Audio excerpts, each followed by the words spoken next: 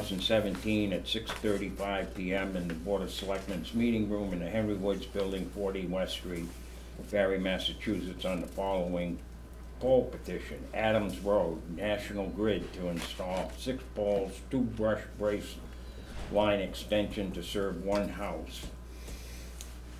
This begins at a point approximately 169 feet southeast of the center line of the intersection of Fruitland and continuing approximately 791 feet in an easterly direction. Location approximately as shown on plan attached. Interested parties will have the opportunity to be heard. Copies of the complete applications are available for inspection during business hours in the Selectman's office at the above address. The meeting area is accessible. Persons requiring special accommodation should contact the Selectman's office in advance, and it's for the board from Faye Sokowski. And we have the maps, and we have here again from the National Grid. And my name is Rich Naleski, and I work in the National Grid Engineering Office in Athol. This is a similar but different plan for Adams Road. We've shortened it up a little bit because the lot that's going to be served now is a little bit closer to the intersection of Fruitland Road. And we've moved 3 of the pole locations across the street. We had to, I don't know if you remember, but we had to move the pole locations further away from the gravel center of the road toward the stone wall, and there was an abutter who would not grant easements for anchors on the other side, so we moved the poles 2, 3, and 4 over to the other side. There is an agreeable landowner on the other side of the road, and he actually he actually purchased that piece of land from the Stevenses, who owned the lot that is going to be served. So there's a relationship there. There's no problem with the easements. So that's what we have before the board tonight. We did go out there with Jay, and he viewed the pole and anchor locations as they were staked, and he didn't have any problem with those. So we ask for your consideration this evening. okay, board members, any questions? Certainly, I don't see anything, once again, from Jason's sign that says, we were here before, and I was told last time that Jason had looked at these and they're okay, and that it wasn't the fact. So I was pretty clear, I thought, at our last meeting we had down at DPW, that I'd like to see literally Jason signed off on this before we move forward. As I remember, we wanted something from writing or him in person. Yes. So that one or the other, we knew that it was coming from him, that DPW had no. So why isn't he here? I sent an email Thursday asking Jason, there's a copy of the email, if he had any issues with the attached poll petition for Adams Road. We're discussing this Monday, November 6th at 6:35, and I included the poll petition, and I had no response. Or I received no response, I should say. Once again, we do have a meeting next week, I believe, with the DPW Commission. Yep, we could do that. Do it then and confirm. I just, we did this last time, got there and he hadn't heard of it.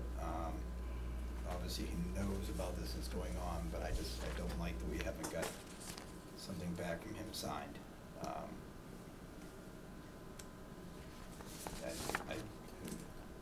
I could ask, Andrew or Faye, you guys could go directly with it to him and ask him to sign it, but I thought we were pretty explicit. I wanted to see it. Anyways, before I do it. Take the responsibility for not having a signature on it. Quick question, Rich. Just to better understand your your past procedure or even this current procedure, when you went out to see it with him, Yes. was that before or after this was submitted to the clerk's office? I think it was before. I didn't wanna make a move without him. Well, that's what I This time- thought. This time. So, I guess what I'm suggesting is, when you do things like this with him, if you have something like this with you, and he says it's good, if you could just have him sign right on this thing that you submit to the town clerk, it's a done deal. Right. Well, I created this after. Okay, in the all right. office. Understood. I'm just trying to think of a Yeah. way so we quit running into this, and because I don't mean Yeah. to drag you along either, I so. mean, in some towns and hearings that I go to, sometimes the DPW people are present, sometimes they're not, so,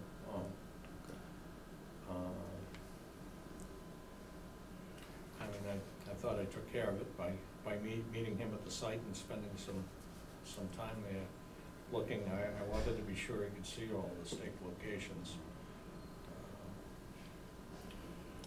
I'd hope that they are all right now in good, but just to be prudent, we meet, you know, two Mondays a month. Myself and Matt at least are full-time jobs out of town and not around to have these discussions. So the only way we can verify and do our diligence is to make sure it's signed off on. It's not something I'd go get a signature for. Well, I'm frustrated as you are that I- that it's not, but we can certainly do it Monday. Next Monday at his DPW, he will be there for that. Or of course, this could even be visited by the administrator tomorrow. He can visit him and see about him signing it and make sure this is straight. But Can you accept it pending notification? Well, there's three of us here. I've said also before, I don't like doing that. We've been making it a habit of accepting things pending approval and pending things. And had we done this with this would have been 2.5 months ago, pending approval. You know, things need to come here prepared ahead of time, and the more we accept and let people get things fixed afterwards, the more it brings people in the office in exactly the same situation, not prepared. Well, That's my opinion, but there's two others selectmen here that may differ. I mean, I would expect that there would have been enough time to, make some communication with the DPW chief, and that's why I went out with him early in the process. I would have thought there should have been enough time to have that signature as well. We just don't. Okay. That's not something either This is, that the board does. Do we have, just to clarify, I'm sorry, Charlie. Yeah, that's okay. Do we have any type of procedure on this actually written down on how we would like things submitted, how we would act on it? No. I'd like to do that. Yes. And I would like to include in that something that identifies how the DPW superintendent will sign off on something prior to it coming to us. And that way, whether it's National Grid or any other individual coming before us with similar proposal that we actually have to approve, they know what we're looking for, and also our corresponding members of the town also know what we need to do to support that request. I assume- Because it hasn't, we've talked about it, but we really haven't put it into writing. Right. And I think if we do that, and then we just make sure that anybody comes to submit something, they know this is the process, this is what we do, maybe we can make it clear, because I do believe there was a history that we're kind of trying to clean up a little bit when it comes to just making sure all the communications and steps were taken. That is different than what we had, it's different than what we're asking now. So we're not, I don't like the idea of dragging him along for one more chance while we figure out how to get it right. Does he have to attend that meeting Monday, or is he accepted that he's attended today and submitted it, that we can? It may be hitting a certain point where he's running into the engineering and approval process where it's gonna be much harder for them to install it come whatever the weather. So, we are hitting a certain point where the drag on is a delay that is building up. well, don't think my managers would probably want me to come to another meeting if it would be, Avoided. if this could be ironed out in a week, but I will report to them that we're waiting for written approval. That's, Okay. that's From what the I'm looking for. DPW chief, I think that's appropriate. And I would assume we will get that Monday, and then we can sign and approve the petition Monday night. Yeah. And I don't, listen, I don't think we have to drag you back out for that. Okay. Yeah. But we, Okay, I wanna follow through with what we've agreed to do, and as he said, start, maybe perhaps put a policy in place, so this is documented, and clearer for everybody, Okay. because I think a lot of the things that people come for is unclear. And part of the new website, it Start will working. address things, and people can see One at a time. the steps they need to do. There's a lot of things, there's a lot of change going on in town, but this is something that I think is pretty important. So everyone has a chance to understand what's being done and why, and the process is the same for everybody.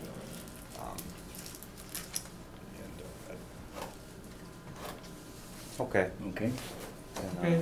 Thank you for your time on this. And thank you for hearing I'm us. sorry it's not And I ready. appreciate that for your putting in, Rich, Frustrating and for working both with of us. Okay. Okay, now we have some minutes that are ready. But outside of his opinion, I don't see any issues with what I'm seeing Yeah, here, I so. No, it looks like we overcome the major obstacle, which is that about on the other side. Okay, thank you. Thank Thank you. you.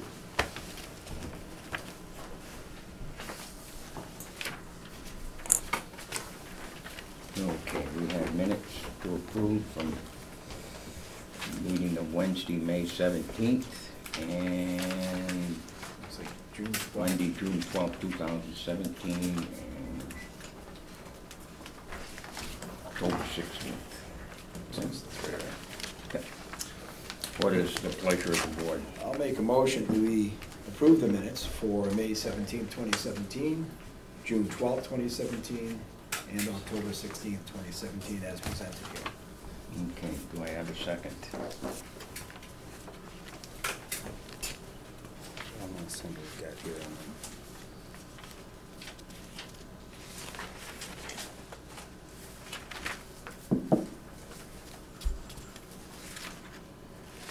I second it. Okay, discussion, errors, omissions, or anything else? Hearing none, I'll call for a vote in favor. Aye. Done. At this point, we have the floor open to the public if they wish to make any comments on anything as before we start into the main body of the meeting. Anybody? Okay. Excuse me, Yep, I do have a question. okay. Some time ago, there was a good-sized article in the newspaper that the state police and the Barry police were investigating some theoretical wrongdoings or right doings, or they were investigating something. And I remember speaking to you, Charlie, in Mhm. regards to this outside, that if it's true, whatever they were investigating, then we should probably get some sort of an idea. But from what I understand, it's not accurate, or there's something not appropriate. And it has never been disclosed that maybe an error was made. And this weight on the town of Barry is bothering me as a resident, and I'm sure it bothers other people who want to come into town, wondering why there was such an issue that they spoke about both police departments, and there's never been there has never been an article refuting that, or discussing that, or stating that there was an error. And nobody knows what it was or what it wasn't, but it just, this bad taste that's in the town of Barry because of this article is bothersome to me and bothersome to others, and I don't know what the selectmen have to say about this. Okay, I can address that if you want. Thank you. There is, as far as we know, an ongoing investigation into some appropriate issues related to vis-a-vis computer issues. We're not saying anything has been done wrong or if there was any knowingly any alleged legal violations or anything like that, but if it's still ongoing, it's being conducted by the state police and the Barry police, and that's about all I can tell you because I do not get into the police investigations, and it's still ongoing as far as I know. And when we get resolution on it, we will make the announcement at the time. We're not sure if anything was done inappropriately, but it is being investigated, and it's a fairly complicated issue from what I understand. So in other words, this aura of bad taste is still hovering around Barry. I don't know if you call it bad taste, but it depends on how you look at it, I guess. I guess I'm more concerned about the negative feeling Yeah. of the town that I've been in for 40 years. Oh, I guess I must be old, huh? But, so that's what I'm concerned about, the negative of the concern of others to say, what's going on in Barry? You never hear anything, and then when you hear something, it's bad. Yeah, well, I don't know if it's always bad, but there's not much other than that I can tell you, and you know, I guess you can construe it to be an aura of bad taste or an aura of good taste, and that somebody picked something up that they thought should be looked at. You can look at it that way too, if you want to. We're not alleging anything that's done wrong, or No, it I was just warranted. I was hoping that they would Well, say I'd that like was a to- big yeah. mistake and Barry's a nice place to live. That's Yeah, what I think was it's coming still from. regardless, it's a nice place to live. And I think everyone sitting here can agree on that probably. It is a nice place to live. Yeah, it is. So, that's about all I can tell you, Sam, which wasn't much, but that's just the way police investigations are. It'd be highly unethical for one of us to go into the middle of a investigation. Oh, no, it's not the investigation. Yeah, It's the sense of confusion in the town. yeah, That no press is willing to say that it all turned out positively. It's heavy, as far as I can see. It's Mhm. heavy on the mood of the town, that's Yeah. all.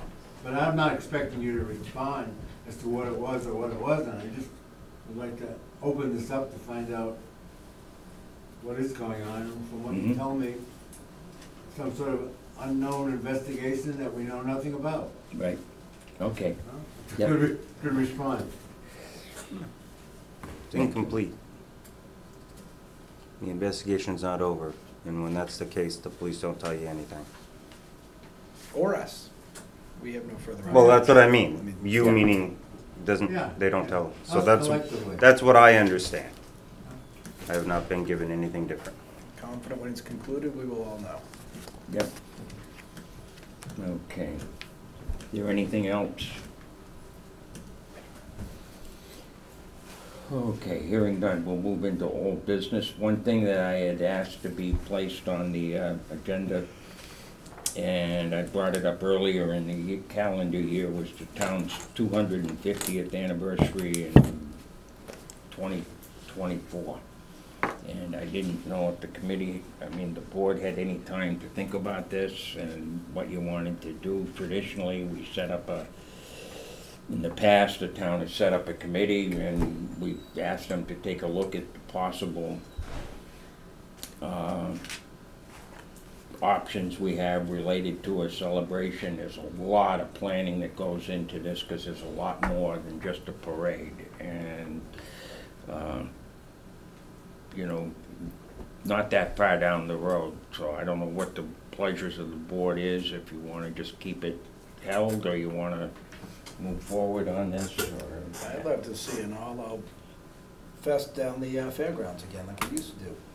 I'd like to see a Barry Fair, I'd like to see the horse polls, tractor polls. you know, vegetable contests, everything.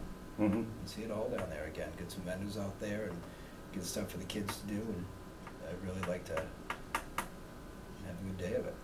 Yeah. Make use of the grounds and get people out together. It's, Which may mean forming a committee to work on it, and if we want to do that, it's gonna be involved. I agree. I think it would be good to get a committee together. I do think that we would want to make sure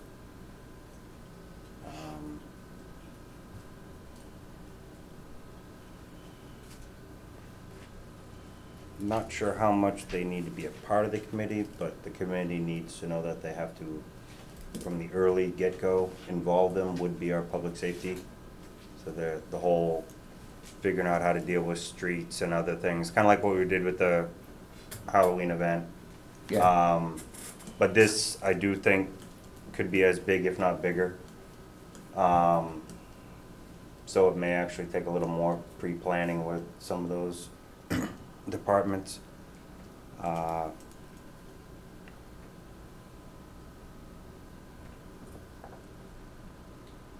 Right now, we're talking 7 years out. I'm trying to figure out how much a committee could really do with estimating what 7 years will be from now and where we're at. The tough part is under municipal finance law, they can't start raising funds until they're 5 years away. Okay. So,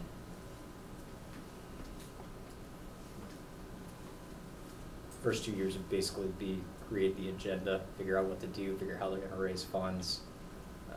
And then kind of the next 5 years is drumming up the interest. We can certainly discuss now things in the time coming up to it, that we'd like, some of the ideas I threw out of things to do down there. I'd like, you know, more thought and involvement for kids. There's a lot of things to go see when they do a tractor pull, or they do, you know, I don't know if a horse, you know, if much in the arena for the horses at that time fits, because it takes up a lot of space with trailers and things. I don't remember if that was traditionally part of the fair, but there were always some vendors there. The fire department, I know a couple times we set up some knockdown targets for kids so they could use the booster line, and things that they can actually get involved in. They used to have a frog jumping contest. I don't know how I remember hearing what kind of about that. participation we get. But certainly, the vegetable growing, a pumpkin contest of different vegetables and things that they did inside the building down there. But I'd like to, you know, come up and think of something else for kids to do to get them more involved in it. How, are you looking to have this done, like, right on or right at that, like with the weekend closest to, like, June 17th, that type of thing? Or just sometime that year and we'll just choose? Well, it'd be, in the past, the way it's been, is there have been events scheduled throughout the year. Okay, I got you. Commemorated, and it culminates in the big parade in the center of town, and through the center. And usually it's, in the past, it started at the high school, came all the way up through and ended at Ruggles Lane. I mean, it's a big event. I mean, we're talking a lot of people. I mean, I can remember, I think the 200th was a little bigger. Claire, Yeah. we're talking tens of thousands of Yeah. people.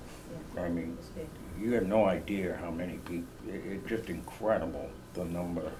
And it takes a lot of planning way ahead, because certain things have to be booked in. And, you know, I know quite often people have said things like the Clydesdales, well, those are booked out like 6, 7 years ahead. Yeah. And, you know, I know somebody had mentioned to me, well, geez, it's too bad you can't have like the UMass Band, which has 320 pieces to it, and they're booked out. You know, you're working against the football, and you're working against, they're in the Rose Bowl parade this year, and this and that, and inauguration, so they're booked way out ahead, some of these groups. So that was my thinking on it. And there's other events that go on, and I know in the past we had some of the towns, and Barry's had a fireman's muster that went with it, and we've had fire parades here in town, and then there've been just different events all through the year, some more geared towards adults, some geared towards younger people. It's just very involving. It's a nice thing to do for this town too. It builds a community spirit that, you know, it's a once a generation type thing is the way I look at it. And it's a wonderful experience to be living here and have it, but it takes a lot of planning. Something I've seen up in Maine, of all places, and the chief, his eyes are light up if he hears this. They have go-karts that people decorate. They have a section of the parade that's go-karts Yeah. decorated.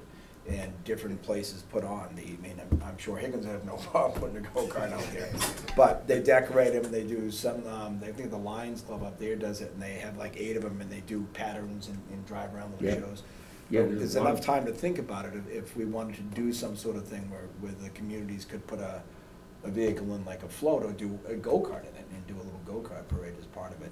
And that gets people excited to get involved. Yeah. Of course, that brings up the whole issue of driving go-karts in the street, closing the roads down, but I mean, that throws a lot into the public safety court for it, but, So do we want, and now he comes back in. Good thing you missed that.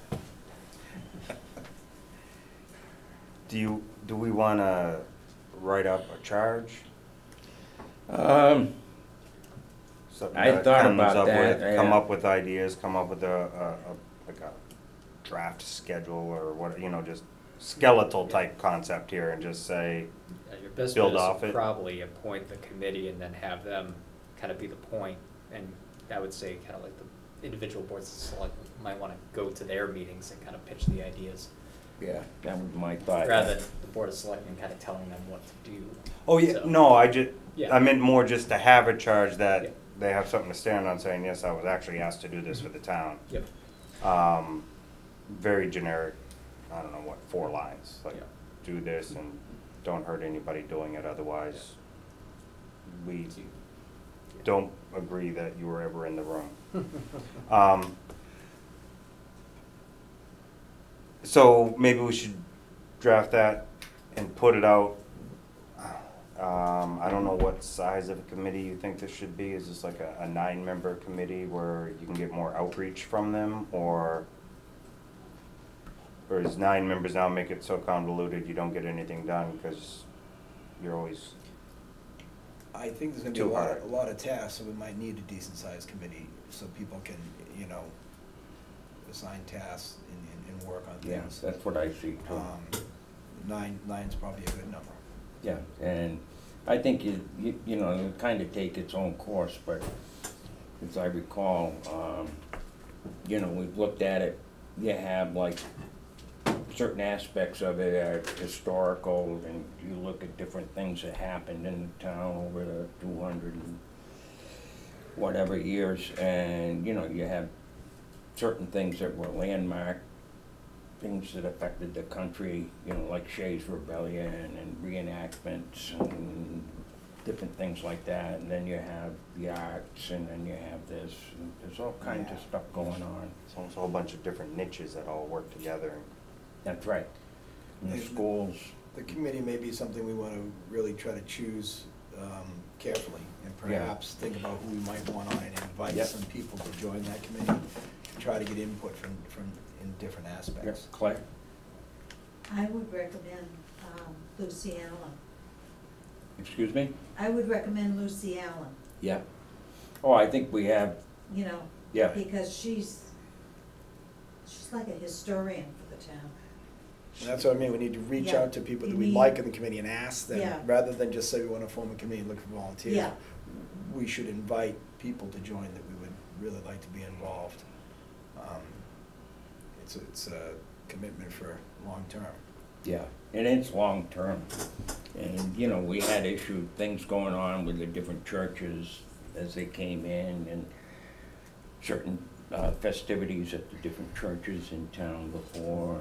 And there is a lot to it, actually, when you think about the different groups that played into the history of the town. And I'd like to let any group that wants to do something, that probably get into it. Yep. The more participation we have, the better.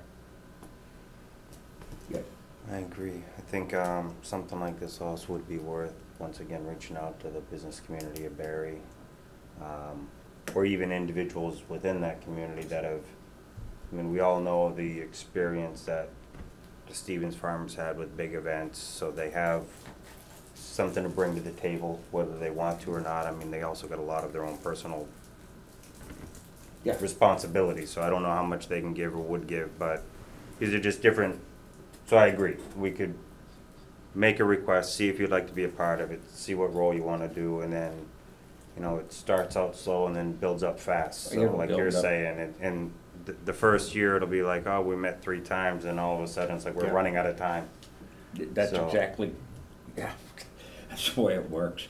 But, yeah, So do we want to start with accepting applications, but also we can reach out individually and see if we can get other people to apply, and then sit down and say, yes, of the people we've received applications, we'd like to have you. How would you like to start that? what do you think, Andrew? I'd say, first of all, right at the charge. was gonna Once you say. get the, once you get the charge all Get that set, done you figure, first. we can kind of figure out, you know, try to, you know, solicit some interest and see what we kind of get back for responses, but reach out to people that you think would be good for it and ask them to put in. Mhm. The charge to that point, probably just that we're looking for members of committee Yeah, to help plan and execute 250 celebration for the town. Give a rough guideline of the dates we're looking at and a rough idea of what things, you know, we want to have a parade, we want to have other types of events to be determined, and not limit anything too much at that point, so they can Mhm. really, you know, let their imaginations go. And Yeah, the first year is gonna be the committee will just be figuring everything out. So it'll Right. be the How they're schedule, gonna work. how they're gonna raise money, all that stuff. And then once then it's gonna be reaching out, raising the funds, booking things in advance. You know, it's gonna take them 5 years to do it.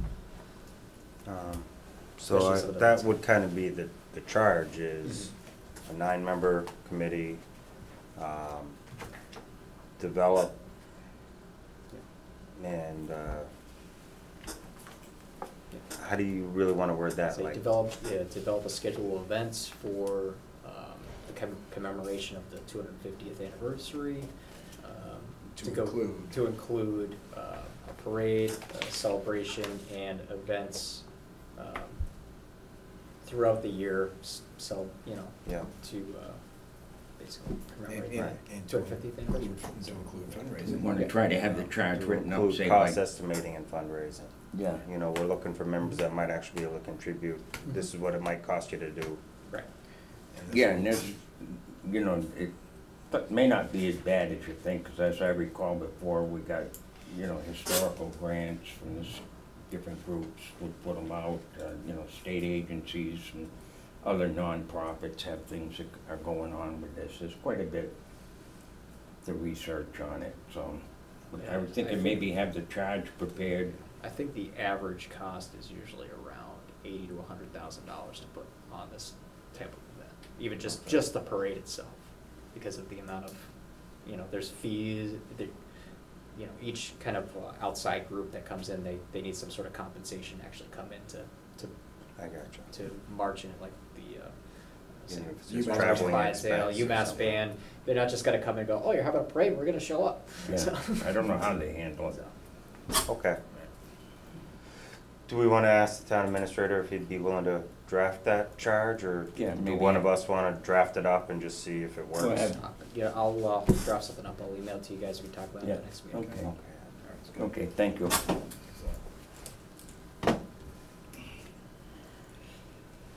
Okay, we have the request from the Grace Reformation Bible Church to extend the use of town property. Okay, come on up. Come on down, or whatever. Come into the hot seat. Good to see you. Good evening. Okay, maybe if you could just give us a quick background as to how things are going. We haven't heard anything. That's good. Well, I guess that's good. That is From good. our perspective, it's been wonderful. We are very grateful. In fact, on behalf of the congregation, we want to thank the town of Barry because we were really stuck without your help. And so the building has provided a very suitable, or more than suitable place to worship. And we've had no difficulties whatsoever. I say that, and then I only present one challenge we've had, and I don't know if any of you have been able to hear about it before tonight. It was an initial request, and I'm gonna ask for it again. The moving in of all the stuff is a challenge, especially as the bad weather's coming. We've had a few rainy Sundays that's presented a challenge. And we've done a little bit of our own research in the building on that first floor. And a request tonight to you would be that we would be able to store 3 long plastic tables underneath the stage. It's empty, and there are false doors that pop right off. That would be a huge help. And then, as you know, when you face the building, it's only the left door that's functioning. That's how you enter the building now. Well, on the other side, if you were able to go into that door, and you can access this from the inside, obviously, to that left, that stairwell that goes upstairs. Underneath that stairwell is a closet. And the best we can see, there's 3 empty trash containers in it. They're cabled together for some reason. I'm assuming they may use them outside for certain events. But there's a thin 1/4-inch cable wrapped in plastic that connects the 3 containers. I don't see why those couldn't be stored upstairs or something, because I don't think they're used much, but this would be questions for your janitor, or for whoever's in charge of that. If we would be willing to incur any costs, if we're not so concerned with securing it super well, but even a small padlock to deter curiosity, you know, folks that might be curious. We would be able to store things like hymnals, a little bit of cheap sound equipment, things that we're not overly concerned with, but having to move them in and out every week is a bit of a struggle. So if a little padlock could be put on, we would do the work, we would pay for it, whatever the case, if we could gain that closet while we're renting. I didn't bring that up. I meant to bring this up a week or so in advance so you guys could maybe do some investigating. I did speak to Faye today, and I don't know who's been notified, but that would be our only request, and we'd love to continue to rent there, as long as you'd have us. We have not been able to find a place suitable like that, so. Okay. Board members? I took the opportunity to stop in and visit them one Sunday. It seemed like a nice group, very respectful using the building, and, you know, spending time together, having a meal together. It's just nice to stop in and meet some people. And I'd have no problems that, you know, if we have that space that's not utilized, I don't know why there would be any issue with that. I don't think there is. But. Okay. Matt? I have no problem with probably finding another place for those barrels and working with the closet, using the understage storage. It'll be kind of the caveat of we're not liable for any security of any of that, or the protection of, and it'll be up to you to label it so that you know it's yours and somebody else doesn't say it's theirs. Right. But when it comes to the closet and the padlock, because it's a historical building, we may want to look at another means and methods of securing that. Yeah. That doesn't look like a padlock or kind of not fit with the rest of the architectural look of the building. I don't know what we have for a lock, if it's like an old never work again skeleton key type doorknob, I don't know. But we may want to look at that, and if you know a locksmith that's willing to make an old lock work, if we have an old lock that works, I don't see a problem with us possibly.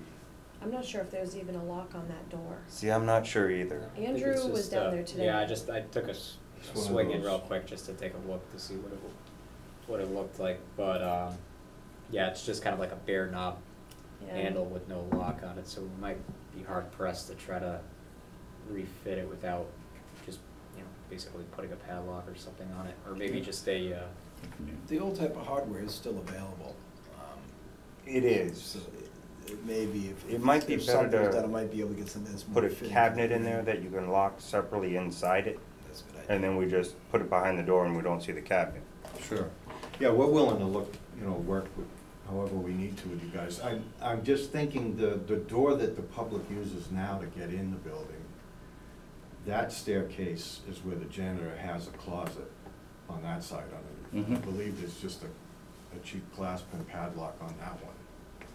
So I don't think we would be doing anything that's not already been done Okay. to the building. But you can check, because you know, Okay, we don't wanna degrade the building. right. And actually, as a town, as someone who grew up in the town and still lives here, I don't wanna see the building degraded Right. either. Okay, Claire? What building is this, Charlie? Town Hall. So you're saying if I'm facing the building from outside, the closet you're speaking of is on the right? That's the Mhm. door that we Right. don't use? Mhm. Right, Mhm. and its only access now is from inside. Going around? Yeah, Okay. yeah. I mean, I'm not necessarily opposed to it, I just would wanna see pursue alternatives first, rather than just putting a padlock on it. But I also understand if we have a padlock on the other, yeah, and I think there's another door too that has a padlock where the electrical panel is. Yeah, those are like bifold doors, right? Right, and I think Yeah. there was a padlock in between those, so I think that any door that we've restricted access to in that building is use the padlock unless it's got a key.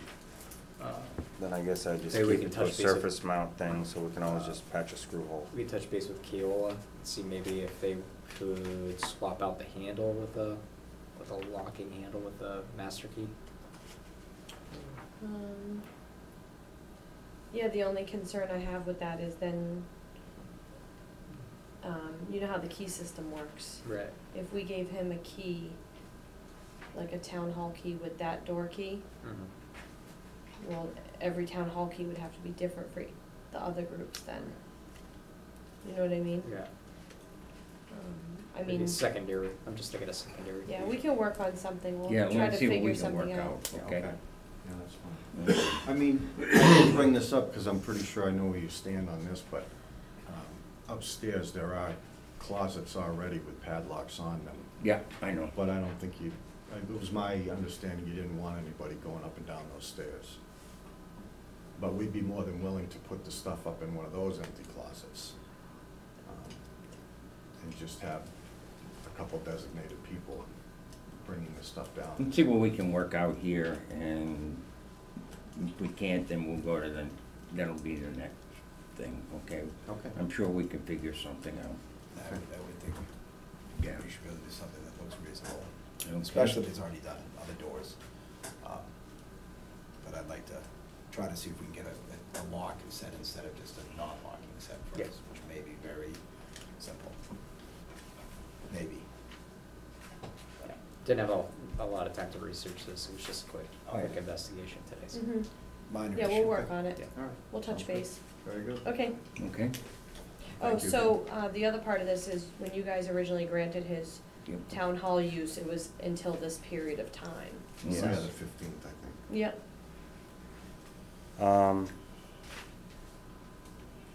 December 2nd, we have the Christmas and Berry event, I believe. We have a bunch of events coming up in town hall. And I'm not quite sure how many of those are gonna land on the Sundays that they've been using them. Mm, So that was one of the reasons we said we needed to revisit it now, because I Yeah. know the schedule's gonna get a little hairy. I was contacted, and I feel bad I forgot her name, but I was contacted by somebody already who's in charge of this Christmas stuff. Chorus? No. there's Sharon? about No, the 15 Christmas different and people. Dairy Committee. Maybe it Yeah, is. well, anyway. And she was already trying to coordinate with us the use of the building. Okay. And at least her, who she's representing, they don't use the building on Sunday, it's Saturday. Right. And her only concern was she leaves so much of the decorations up, and was that gonna be an issue for us? Well, that's more what I meant, the Yeah. coordination, because I thought Sunday was like the cleanup day, Yeah, so. and We worked it out, at least temporarily. There wasn't an issue in our initial discussion, because the things that were left are some lights and garland, and that won't affect us, Okay. so. But we are gonna talk again, and I feel bad I forgot her name. But So, I mean, that's really the biggest thing I have with this, is just knowing that we have events that get booked, and some events got booked in the spring for the winter, and so I'm not even remembering what dates were booked. Sure. And someone else, you have a calendar, right, that you keep Yeah. all that on us? And I think that's why I had connected them, to try to make Okay. sure that we can have everybody on the same page, that we have a lot of groups that are gonna try to use the building, you know, coming up. 'Cause Yeah. the winter's when it's really busy, so, Mhm. and I think we can all make it work. So what hours you pretty strict in your hours now? Have you got them figured out pretty well when you're coming and going on Sunday? yeah, so the earliest we're getting there is 9 for about a 45-minute setup time, and then services from 10 to 12, and then we have not been any later than about 2 o'clock, but we had originally asked for 4, just in case. Mhm. Well, that's why I'm asking, if we did have groups that want to utilize it, there would still be some time available on Sunday, later in the day, if people wanted to. I'm just saying, it doesn't take the building out for other groups that might want to use it for something, Sunday evening. So I think Sunday early is out, but Sunday evening would still be available. Sure. And if folks from Saturday want to come in early Sunday morning and clean up some of the setup Saturday, they could still do that as well. I don't see any other conflicts, I don't think. No, Okay. I think if you guys, wish to allow them to continue using, you should Mhm. make a motion to Yeah, we'll continue need it that. till whatever you so choose. I'd like to make a motion to allow them to continue through the month of January and then revisit again. But part of that revisit also is, what I'm hoping to hear from you is your experience through the winter time in January, so we understand the coordination between the tenant, the facility operations, things like that. Just get an idea of what you notice as being a regular weekly user of that space. You can come back before us at the end of January, let us know. And at that time, we both can say, can we or can't we address some things that you either realize by being that tenant, or vice versa, do you still want to be the tenant? Sure. Without saying it ends then, I'm just saying, come back before us, Yeah, revisit. Absolutely. Yeah, visit us at the end of January, but we'll still give it to you till Do you want to leave it? February 15th, so again, visit 2 weeks prior to the end of the approved. Sure.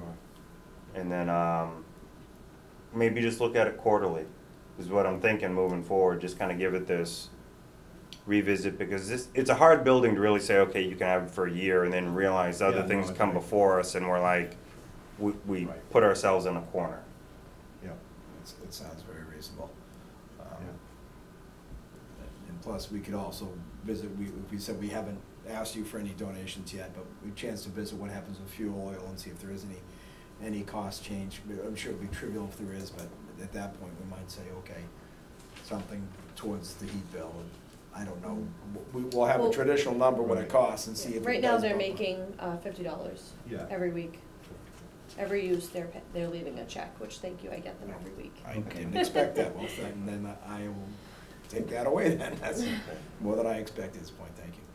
So the motion is, I gotta rephrase it because of the way I put it doesn't land with a regular Board of Selectmen meeting.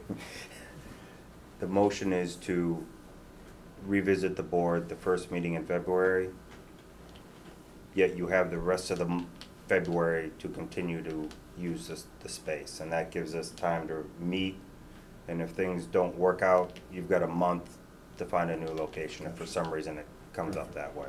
That's perfect. That's not what I'm looking to do, it's just trying to No, give us all the that's time in wise. case it does happen that way, No, we that's have very planned. wise. Yeah. So, Okay, go ahead. that's the motion. Do I have a second? And I second the motion, yep. Okay, further discussion? Hearing none, I'll call for a vote. Those in favor? Aye. Aye. Okay. All right. On the previous discussion, I make a motion that he can use the storage space he requested, but if there is any cost associated with providing security to that closet, that they would have to cover the cost. And that we're not liable for any of the things they store. Correct. Right. That's, I'm second with that motion. Okay. And that was a motion? Yes, Yes. second. Okay, and second? Okay, further discussion, hearing none, I'll call for a vote in favor? Aye. It's unanimous, so I think we're all set for tonight. Thank you. Get your storage and we'll see you in a couple months. Thank you. All right. Thank you very much. Have a good day. I'll stop in again someday, but. Thank you. Take care. Yeah, Thank you. talk soon, okay? Okay. Okay. We have the classification plan, is the assessors coming for that? Yeah, I assume that's for the tax classification? This was something that you had brought forward for, Okay. The personnel, do you want to look at Yes. the personnel Oh, classification? okay. Okay, I'm on the wrong, sorry. That'll be next meeting. What? We'll do that classification plan at the next meeting. That was my, I don't think it's a page for that, no, it's just. yeah. Maybe I'll find it, damn thing. Okay, I'll turn this as the personnel person, Andrew, I'll turn this over to you. Basically, I didn't have anything prepared for this. You had just asked that we have a discussion about, about the current classification plan of personnel and whether or not we need to look at any changes to that. Right, I know we'd had requests from different departments and different people, and did we want to pursue this? And I guess when we had a discussion about setting up the agenda, I thought if we were going to look at some positions, then we should look at probably all the different positions and make sure they're up to date in terms of pay and what the expectation for the position is. And that's what brings us in here tonight, because we did have some requests for upgrade, and I felt it was reasonable. And Is that something we need to go with the administrative department head by department head to look at theirs? Yeah. Individually and bring them in front of the board when they're ready? Yep, and Andrew as our personnel administrator, I guess that would be the reasonable way to start, would be to go to the department heads and. Yeah, that's fine. I can reach out to each department head,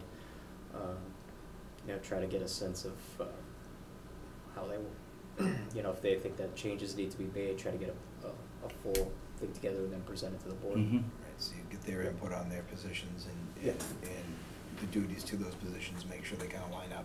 Right, yeah, we'll take what our current, we'll kind of look at what our current job descriptions are, match them up, and then put them up against the personnel policy to make sure that they line up with basically what the job descriptions are to what the pay rates are. Right.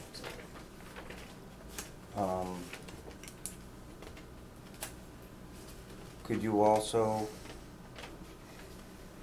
look at acquiring the classification plans or pay scales by position that our local towns also have? Yes, so. Pretty much any town that abuts, I don't want to go crazy beyond that, just if it abuts Berry, it's worth looking at. I did have Collins Center reach out to me. They're doing a classification review for three towns, and I know that Princeton was one of them, and I think maybe Sterling. I can't think of the three off the top of my head, but they looked at Berry's being a comparable community. I asked them to provide me with the results of that survey, so we should have at least 3 comparable ones, but then I'll take the abutting ones too and add it. Mhm. So- Yeah, I would appreciate that, Yep. because what they consider comparable, I don't necessarily consider comparable, Right. because it's a whole different region of the state. Just because Yeah. it's a similar population size doesn't work for me. Yeah, that's Personal fine. opinion, I'm just, Yeah, Sterling's a very You know, different honest. town than Yeah, Berry. we'll look at all the metrics on that and compare Okay. it, so. so. Thank you. Okay.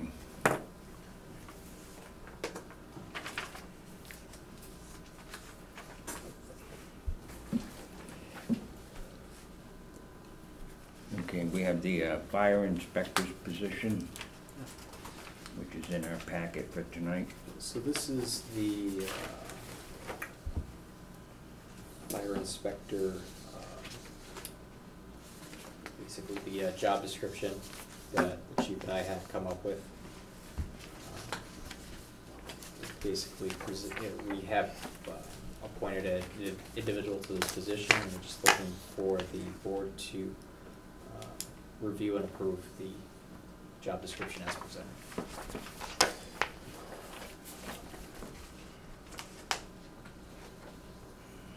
Okay, Matt? I have one comment, and it kind of relates to what we just spoke of.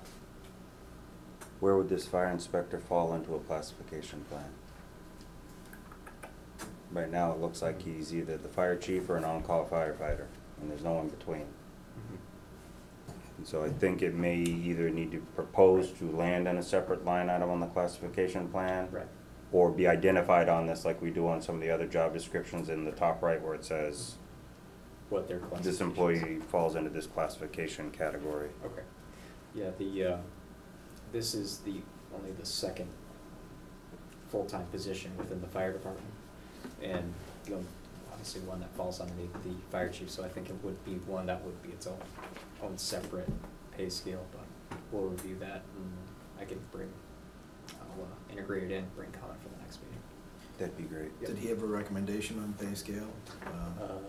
Starting pay? Yeah, cause you already appointed someone. Yeah, so I they're think at it was, a I rate. forget the rate, so, yeah. Um, I feel like it was 22 Let me see if I have it right I think he was putting it similar to the paramedic pay scale, here. which would put it, like you're saying, right around the 22. Mhm. Don't get me wrong, based on the job description, he's asking a lot of the employee too, so I'm not necessarily saying it's inappropriate. Yeah, I'll be right back. Excuse me.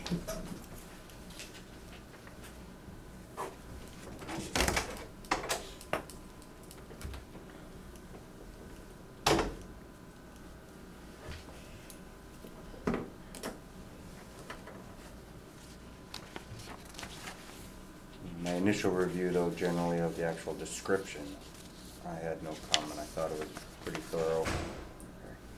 And covered pretty much the things you want to make sure you cover without getting so detailed that you're limiting the actual use of the employee. Unfortunately, it doesn't seem I have that in my email, but I'll update this, put it in there, have for the next one.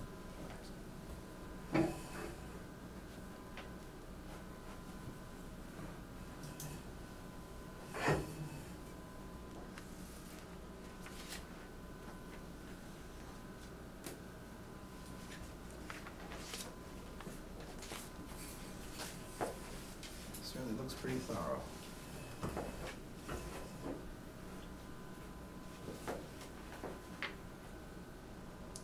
So I probably have something hard copy from him from the appointment. The rate he was hired at, that probably says what the classification is, so I think it's just a matter of putting it on paper. And adding it to the plan. Yeah, and adding it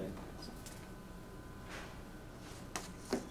Right, because if I recall, it's not like, it assigns a rate, but it didn't say it was from this classification at this year. Like, Right. did he give you a rate, but he's saying you're already 10 years into a 21-year step classification plan? Right.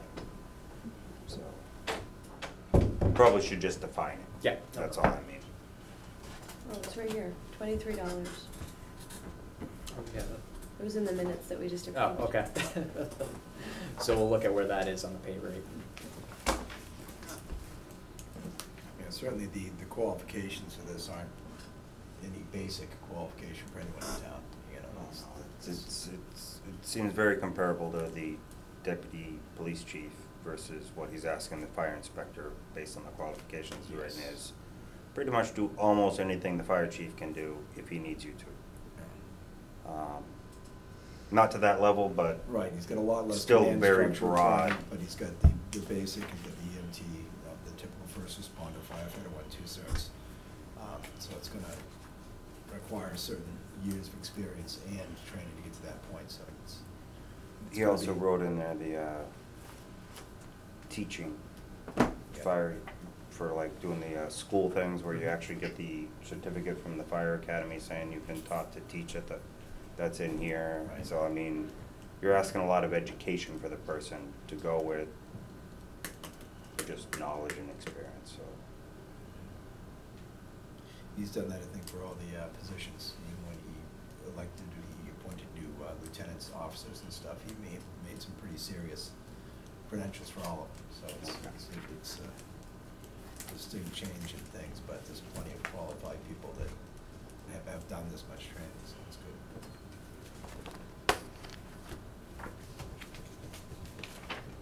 Okay. So do we need a vote on this? We're gonna wait. Yeah, we're gonna table it till I can Okay. provide the Okay. wage class. Okay. All right. We'll move into new business then. We have Attorney Baird wants to speak with the board, I guess, about,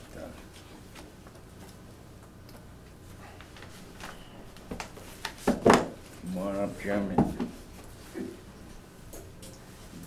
Tried to bring the chair with me. Okay. Plenty more up here. Well, I thank you very much Thank you. for entertaining my presence tonight. I'm here in sort of a different role than normal. Under our state's ethics statutes, the Conflict of Interest Statute 268A, there are certain things a town elected or appointed employee is required to do if he or she finds themselves in a situation where there either may be the appearance of a conflict or there is a conflict. Siding on the side of caution, I am in a situation where I have been involved with the Worcester County 4-H, and my wife has also for probably some 30, 40 years. And the Worcester County 4-H has a fair that they held for the last 68 years at Camp Marshall in Spencer.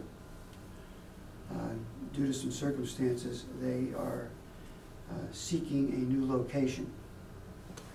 And one of the locations that they looked at was the Felton Field in Barry, where there used to be a 4-H fair. It was the Barry 4-H fair.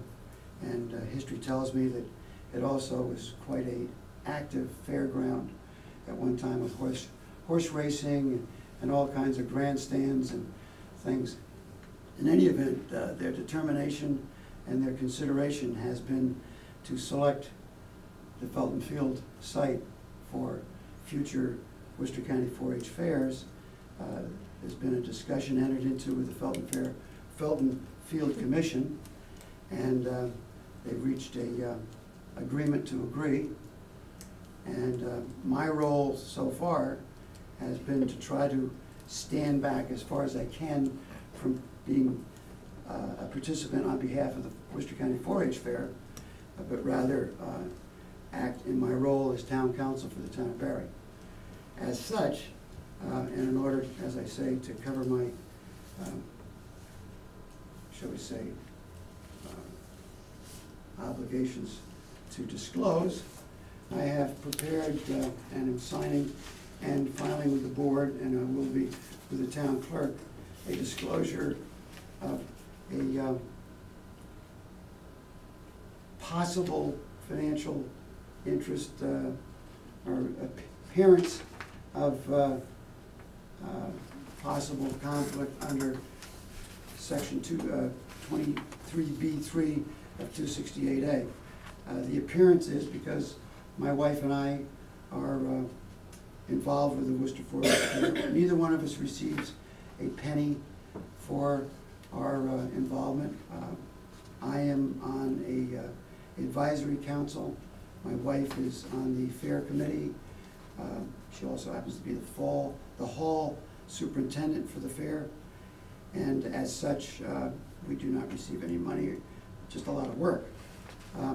In addition, I want to file a disclosure under 268A, section 19, which in effect tells you, the board, as my appointing authority, that I am in this situation, that I am preparing the documents for the Worcester County 4-H Fair and Felton Field Commission to enter into an agreement for the use of the Felton Field.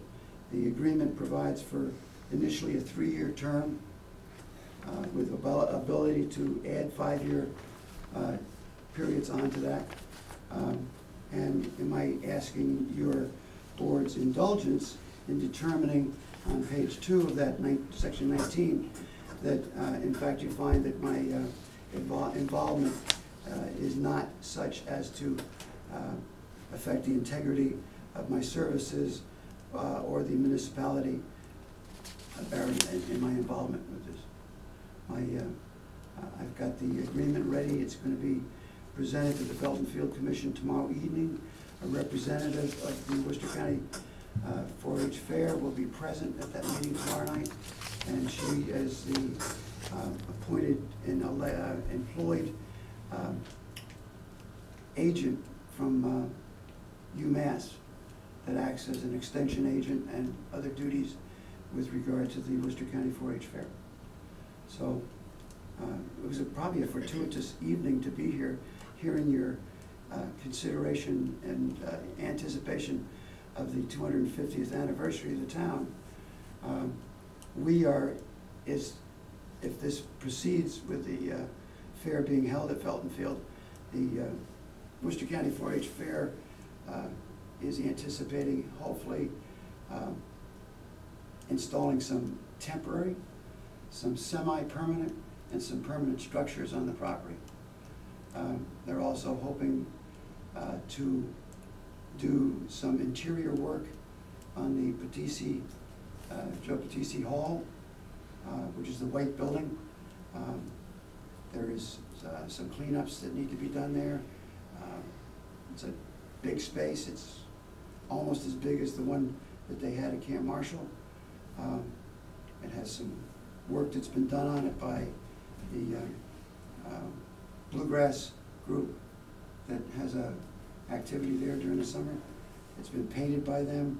Some windows have been repaired, the sash replaced, and we're hoping to go forward and do some more with that as far as the Worcester County 4-H Fair is expecting to hopefully do that. But hopefully the fair is a success and continues, and by the year 2024, the fair will be so outrageously successful that it can be a participant and help celebrate the anniversary. I hope that the Barry Gazette, who I see has a representative here this evening, will appropriately report this change of events for the Worcester County 4-H Fair. The owner of the Barry Gazette is already aware of this. He's an acquaintance of my wife who saw him Sunday morning in church, and he seemed to be excited. So, and I'm sure that there will be an appropriate press release being put together by the Felton Field Commission and the Worcester County 4-H Fair to announce to the world that I think next August there will be a 4-H fair at Felton Field. They're hoping to have a 2-weekend involvement. The first weekend would be a horse show, which they have already entered into discussions with the, I don't know their exact name, the Barry Riding and Driving Club. Riding and Driving. And I guess that the Barry Riding and Driving has agreed to add to their events a 4-H category, so that 4-Hers would be able to participate in their events during the year. Also, I guess it's activated some interest among not just horse people in the area, because 4-H has not been as active in this part of Worcester County over the years for some reason. But I guess this is stimulating a lot of interest and activity. And we're hoping to have not just the horse involvement on the first weekend, but the second weekend, which is when the kids bring in all kinds of projects, including large animals, cows, beavers, goats, sheep, chickens, ducks, rabbits, and their projects that they've worked on during the year, sewing, artwork, photography and everything. So it's a really, I hope to be a very exciting and successful event, and I'm really pleased to be able to participate in it on behalf of the town. And I'm hoping that the town board will allow me to continue to be participating in it, which would require your involvement under Section 19 to indicate that it's okay for me to do that. That's a long-winded way of saying please. Is that a third form, or? No, it's the same one you've got there. Okay, You've got the one of Section two. 19. The conflict Section and then the 20. Yeah, finance. right, yeah. Okay. But on the second page of 19 is where the board would take action if that is within their consideration this evening. And Charlie, I think you were a former 4-H'er. Yes, I am a former 4-H'er, all the way through up to, All right, Charlie, you gotta fill out one of these in order to vote on this matter, because you're a former 4-H'er. I'm just Isn't the world joking. crazy? Yeah.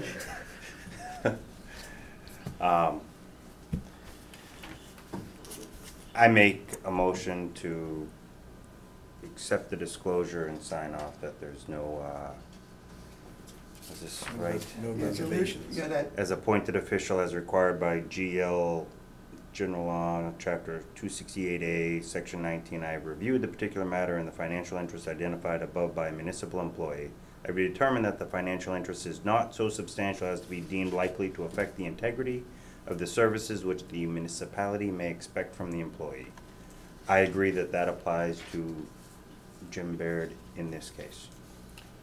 okay, do I have a second? I second that, I also agree. Okay. Any further discussion? Oh, yes. What? I can't tell you how excited I am to see 4-H come to Barry. This is fantastic. It's Yeah, I think it's exactly the great. thing this town needs. It's exactly the thing Yep. I've been waiting to see, and I'm very, very Yeah. thrilled right now. Been trying to hold that back, that's all. Yeah, and I think the Barry Gazette will probably, knowing the persuasion of the editor, I think will be inclined to, Sounds like everybody wants it in the Barry Gazette in case you didn't catch that. I think you, This is a great thing. This is I something think, talk about Charlie, you involvement for become the kids. person that actually has. This is the, involvement for kids. This Signing. is exactly the thing we need to come back to town. okay. With that, I'll call for a vote in favor. Aye, I thank you all very much. thank you. You need Thanks, to- Jim. Now your daughter will have a place to go, right? I know, And for less. I know. I know. I think we all have to sign this, don't we? I would think, the way it's worded, it could be signed by you as the chairman, or all three. What do you wanna do? You Either just way, take it all would be. your- wanna sign? Sure. Because if you My have. fiance and stepdaughters are dying to get into goats, and this is just gonna open the door for her. Kids- We graduated kids together. wise. Yep, no, it's a good thing. Young? Older? Oh, maybe the same Yeah. age. Put the barn to use again. The oldest, maybe that age, the other ones would have been. Okay, we have our holiday schedule. So I provided to you the days that the municipal offices are gonna be closed, for the upcoming holidays. Basically, Wednesday the 22nd, we'll have a half day here. Thursday, November 23rd is Thanksgiving Day, will be closed. No, to give to Ellen. Monday, December You signed it. 25th is Christmas Day. You can now take that July, and give or it to Ellen. January 1st is New Year's Day. And then I kind of add the caveat too that, people like to take some vacation time this time of the year, so it might impact some of our, And this is just for our some of records. our office hours. So I've asked that each department just provide me with some, whether or not they're going to be, their holiday schedule is going to be impacting. Thank you, Jim. Thanks, yeah. Thank you. Jim, I'll call you tomorrow. Okay, thank you. It's gonna, whether or not their holiday schedule is gonna be impacting outside of just these times. I'll let you guys know, but so far, nobody's indicated that they're planning on closing their office other than these 4 days. Okay. I'm planning on taking the 4 days. first half of Wednesday, the 23rd, or 22nd off, because we're hosting Thanksgiving, so. But that's the only time that I have planned. Excellent. Okay, do you need a vote on that, or? Nope, that's just more Okay. for your information. Okay.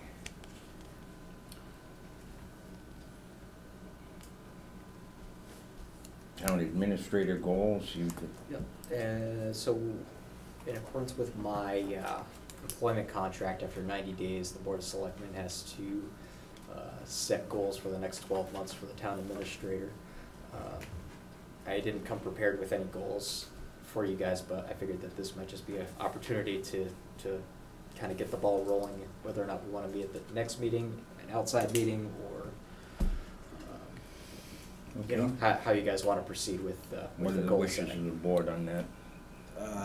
Be nice to start that with a discussion as to how you found settling in, kind of relationships you've established with department heads, and how you feel things are going Mhm. as far as that basic foundation before we move forward with Okay. more tasks. You could elaborate on that if you'd like. I feel I'm settling in great.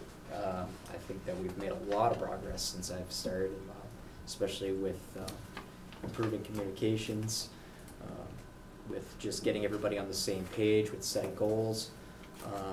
You know, especially in the financial side, you know, that's really a sector that I've been focusing a lot of time on to make sure that we're really prepared going into next year. But I think that so far, we've seen great progress with just communication from residents to our office to departments, and then from our office out to the select board and back out to residents. So I think all around, we're headed in the right direction, and I think the proof is yet to come. Any issues or obstructions you found that you'd like to address? As far as issues and obstructions, I think it's all, I think most of it comes down to communication and improving on things. You know, there's some offices I think that we still need to work on, but it's gonna take time. I didn't expect to come in here and solve every problem in 3 months. I think that it's just kind of departmental, you know, department by department buy-in. And I think that we're headed in the right direction, and we're gaining trust every day. As long as we prove that we're on, you know, we're here to support everybody. The trust I'm sure you build is, my bigger concern is make sure that people are respecting your authority as administrator. You having no issues with that? I've had no issues. Yeah, trust takes time, I understand that. I say, I know that early on, it was basically weighed out to some departments when there was a little bit of issues, but I haven't had any issues since. It's been, Glad to hear it. Yep. Glad to hear it. Actually completing personnel reviews of all the department heads. I'd like that to be one of your goals to accomplish, and I wouldn't get too worried about, at this point, waiting on anniversary dates. But meet with them, discuss, set up individual department goals that you're asking them to achieve. And then if it's 4 months later is their anniversary date, do a check-in, revisit, and then go to the yearly. But since I've been here, that was one of the things that I think was harder to get to, because one, maybe you talk to the department heads all the time and all this, but it never actually ends up on a review and goes in the file, and then you can that's my understanding. Now, I wasn't the town administrator, I don't know it all, but if I'm correct, Faye, you had mentioned at times that just, we couldn't get to them, the Yeah. personnel reviews, so we need to make that kind of a higher priority again to start building on. I had, at our previous department head meeting last month, I kind of set the, kind of set the stage for that. I let everybody know that the first thing I want to do is meet individually with each department head. I want to discuss what their goals are for the next 6 months, and then in 6 months, sit down again and say, did we achieve our goals, and what can we do mutually to do that, whether or not we're making good progress. I've yet to sit down and do that, but I'm hoping to do that within the next few weeks. The other thing is, I would also like you to review whether you think doing that on anniversary dates is actually more beneficial, or literally just taking 1 month a year and say, this is the month I hit all the department heads and we review the plan for the year, kind of like, because if you stagger it out by anniversary date, it almost never logically falls into place. Right, and you're never not doing it. too. So it's kind of like you're always on chasing Right. one. So I think that historically, from what I've seen, it works out best to kind of do that. At least how I've seen it in the past is done in like June, right before the beginning of the next fiscal year, just because if down the road we decide that we want to incentivize it a little bit, we could possibly put a line item in the budget to say that, based off your performance review, there could be a bonus attached. I'm not recommending that right now, but that's just how I've seen it done in the past. Okay. I think one reason why they changed that years ago, because there are a couple departments that have large amounts of employees underneath them. Right. So I think the discussion was, what's the easier way for those larger departments? And the conclusion is the anniversary date. So that's why we went from June or whatever to staggered, just because for those larger departments. I mean, And- you're talking, it's probably only at this point the fire department. That's the large department. Right, but I would also suggest that you tier it, where maybe June is all your department heads. Right. And then from June until May of the next year is their goal to get their personnel done. So by the time they visit you in June, they did their job. So you can either schedule it for them, or you can allow them to kind of schedule it throughout their year, but they fail to do it, it's part of their review that you failed to do it and make it work with your schedule. So, And I know there's some kind of nuance to, with the way that some departments are structured, because not all departments report to the administrator. So we have to kind of figure out with some of those who is going to be ultimately responsible for the review, I guess. correct. And I would say, as far as picking the times, I think you should pick the time and give them a deadline to schedule, rather than give them, because if you do let them pick their time, they may tend to put it off. So I think if you give them a time to come in to have those ready for you would be wiser than letting them pick one that way. And that also, you're the one that's gonna go through all of them, so you need to pick your schedule, I think, is more important than filling theirs. Yeah, I mean, Then they- it's then similar they to look us at me. doing your review of you, but not getting too worried about how we're providing suggestions for the department head review. But if you come back and say, no, I wanna do it by anniversary date, I'm not gonna say you can't say that, because that's not how we're structured right now in our government. We give you the personnel authority right now. But the recommendation is, it might be easier to just, I'll have to, I'm gonna have to sit down and put it all on paper. I've just kind of had a chance to briefly go over it, but I think that I'll have to make a policy on how I plan on proceeding and following it. gotcha. Yeah. Something I'd suggest is, what we've touched on tonight a bit, is not having some procedures set forth. I'd like to have them work on procedures for certain issues, like when things come before the board, and maybe start to develop policies and or procedures that we want to follow as a board. He's already done quite a bit of that, I see in the financial stuff. When we talked about this earlier, and we talked about free cash, where should it be, how should we spend it? We need to take some things like he's written in this financial plan, which I like a lot of this, and put these into policy, and for ourselves as guidelines, to make it easier to navigate through some of these things. And maybe we need to consider, as we go, what types of things we'd like him to develop procedures and policies for. Like the poll petition, I think any petition that comes before us, having all the sign-offs done first is important. And we need a way to publicize that as well, so that people coming before the board understand what they need to do. Yeah. Because I think sometimes it's very unclear. So it helps with transparency for the town in general. If they're gonna come before us, know what to expect before they get here. And when they see someone before us, know what they've gone through before they got here, and not, well, why did they get to go and talk, and I didn't get to talk to them. Just our interaction with the town becomes more clear that way. I think that the launch of the new website is gonna be a huge I think so, too. caveat toward that, because there's just so many things that we can do with that. Yeah. As far as opening up transparency and providing the guidelines of how things are done. It's just, it's gonna be a huge improvement.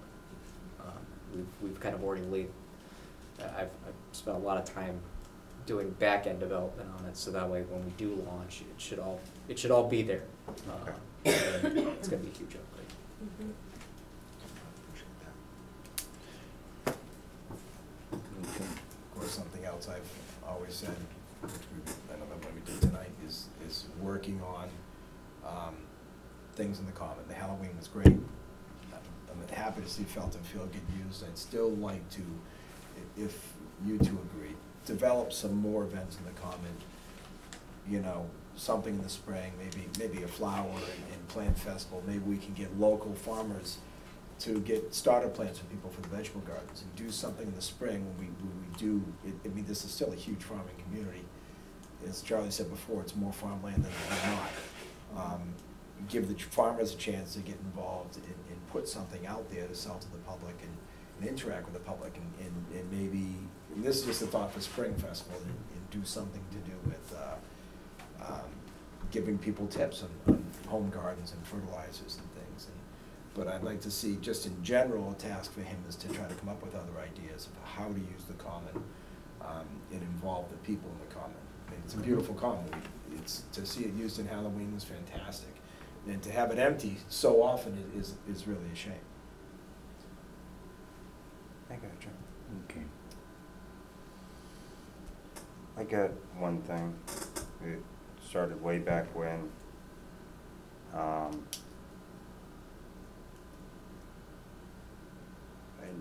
need you to review and then maybe come back to us with a recommendation, but our current personnel policy does not,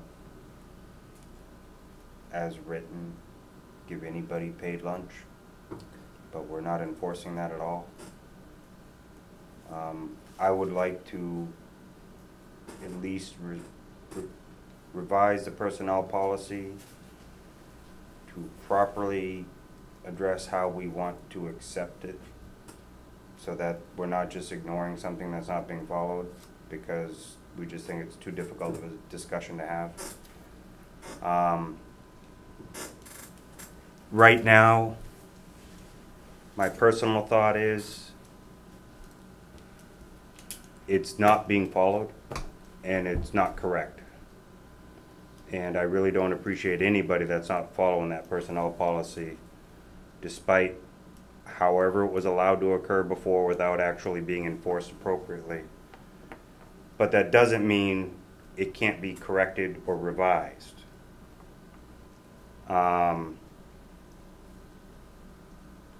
There's two things I've seen, one prior, one before,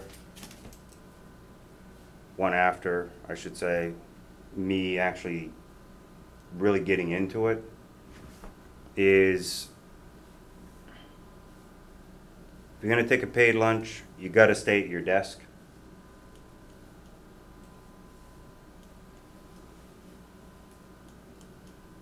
And I kind of mean that a little bit just as strictly as I just said it. You're going to be at your desk if you're going to take paid lunch and be working. Otherwise, take the unpaid lunch and go do your thing elsewhere. That's generally my position. I'm not saying that there isn't the, you got to look at it and see based on wages and things, is this like a benefit we can offer? Not discounting that, okay? But that's why I'm bringing it up, where I need you to kind of maybe, from your perspective, working with the people you've worked with, you've been here just long enough to get the feel for it, maybe propose to us what you believe is the appropriate application. Because right now, generally my thoughts are paid lunches for public safety and emergency personnel that can't get away from the job. Everything else is about scheduling the personnel to maintain the offices are open where people stagger their lunches. Generally, that would be the policy I would, because as towns grow, now you got to change that and take it from somebody, because a lot of towns don't pay you for lunch. I mean, when you get into start pushing over that 5,000 limit like we have, you're getting into a point where it starts to add up. It starts to eat up lost time, where And secondly, if you're budgeted for so many hours, and then you're getting a paid lunch, you don't get extra hours to work to make that up. Do you follow what I mean? So if you were in from 12 to 3 every day, 7 hours a day, and you weren't getting a paid lunch, but now you're getting a paid lunch, because that lost time in production doesn't mean you can stay to 3:30 or 4 and get paid more because you got a paid lunch to go with your paid hours. And that's where I think, because we haven't addressed it, all these potential things are happening, and you can't track it because we haven't addressed it or applied it evenly across the board. The way the personnel policy currently is stated is you only get a paid leave if it's identified on the classification plan, and no position on the classification plan is identified as such. The only people that do get it are people that actually have it written into their contract, which I believe makes the police covered. And then contractual or salaried people, it doesn't quite apply the same way, because you get paid to get your job done in a way. So I would like to bring that and get it done, rather than just keep it out there. I don't think it's a big deal, but when you have the right recommendation, we can sit and discuss and make a vote on it at that time, but I wouldn't really want to get too deep into it now.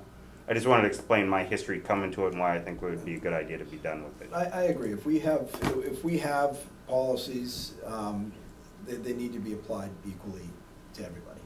And I don't think necessarily everything has been in the past, and we need to get away from that and get back towards, these are the rules, establish them clearly and follow them. The only caution of that is sometimes that there are laws that apply to lunch breaks and breaks, depending how many hours people work.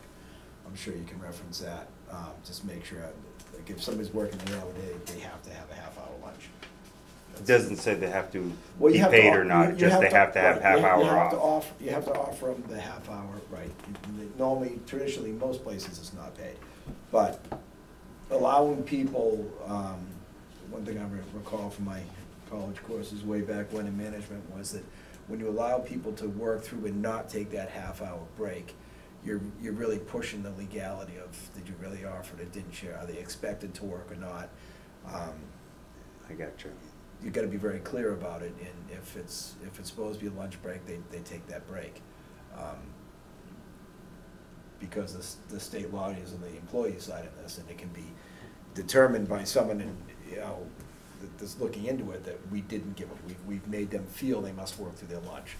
So we need to be very clear about that and very careful with the legality of that end. So That's all. I just want to make it so it's easily understood. Everybody knows what in the the final same for policy everyone, says. just everyone should be treated the same. That's Okay. I agree with that. We have the consideration for the financial policies. I assume you just want us to have a review on that? Yeah, I mean, I'm just presenting this tonight, so obviously I don't think, everybody, Okay. I don't think you're ready to take any formal vote on it, but I just thought I'd present this with the budget. Yep. Budget sheets are going out in the next few weeks. So I'd like to kind of set the ground rules of how we're going to develop our budget by using this financial management policy. Okay. I read through this, not as thoroughly as I could yet, but I did try to read through it. Like most of it, some of the things gave me a little pause, but I want to read it better before I discuss Right, it. and I think that a lot of the, some of the numbers that are in here too are things that I think, I need some direction from the board on, and just might be placeholder for right now, but I think it'll be a huge step forward in kind of how we develop our budget, if we know that we're all on the same page. As I said earlier, this is exactly what I was hoping to see with guidelines for how we're gonna proceed with free cash, with stabilization fund, and how we're gonna spend money. And I'd like to see rules for this board and future boards to follow it, on how to spend money and how it's used and handled. And that's best done with percentages and dollar amounts and fixed reasons for spending things and time to spend things. So the general document, I like it. I really do. I think we'll probably make minimal changes to it from my perspective, but. Yeah, I felt probably the one thing that was gonna be the most for conversation was gonna be the recommendation on the OPEB funding, because it's really kind of a, you know, it's like one of those things that you have to commit to, but how much do you really wanna commit yourself to? You know, this was wording that I grabbed from another community of how they handle the OPEB funding, but I think given our, you know, it's quite a heavy liability, but do we really want to say to ourselves that every year we're going to add another $10,000 into our budget and commit that to those funding? I mean, it's a pretty lofty goal, but do we want to really put that on paper? Yeah, I like the 5,000 Yeah. better, and I would check with the treasurer because she had a consultant provide Guidelines.